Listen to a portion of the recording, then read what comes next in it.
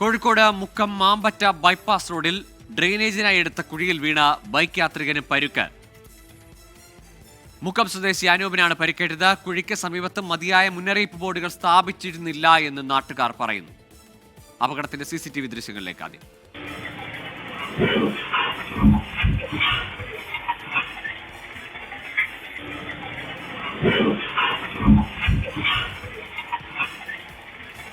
അഭിജിത്ത് മുഴക്കുന്ന് ചേരുന്നുണ്ട് വിശദാംശങ്ങളുമായി. അഭിജിത്ത്, കാര്യമായി ഈ യുവാവിന് പരിക്കേറ്റിട്ടുണ്ടോ? അവിടെ മുന്നറിയിപ്പ് ബോർഡുകൾ ഒന്നും ഉണ്ടായിരുന്നില്ല എന്ന് ഉറപ്പിക്കുന്നുണ്ടോ? തീർച്ചയായും ഗോകുൽ, അങ്ങനെ തന്നെയാണ് ഈ അപകടം ഉണ്ടായത്.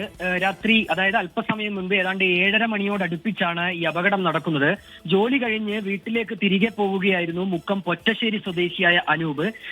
ഈ ബൈപ്പാസിലെ ഡ്രൈനേജിനായി എടുത്ത കുഴിയിലേക്ക് ഇദ്ദേഹം സഞ്ചരിച്ച ബൈക്ക് ചെന്ന് വീഴുകയാണ്. അതിന്റെ CCTV ദൃശ്യങ്ങൾ ഇപ്പോൾ പുറത്തു വന്നിട്ടുണ്ട്.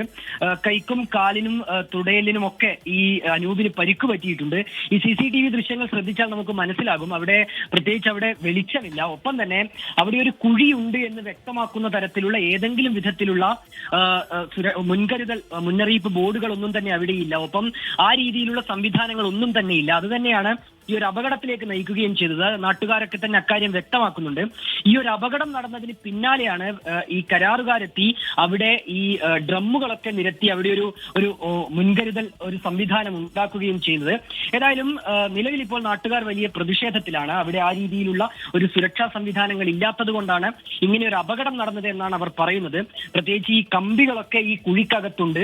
തലനാരിഴയ്ക്കാണ് അനൂപിന് ജീവൻ നഷ്ടപ്പെടാതിരുന്നത് എന്നുകൂടി നമ്മൾ ഈ ഘട്ടത്തിൽ പറയേണ്ടി വരും. അദ്ദേഹത്തിന് അല്പം ഗുരുതരമായി തന്നെ പരിക്ക് പറ്റിയിട്ടുണ്ട്. നിലവിൽ ആശുപത്രിയിലേക്ക് മാറ്റുകയും ചെയ്തിട്ടുണ്ട്.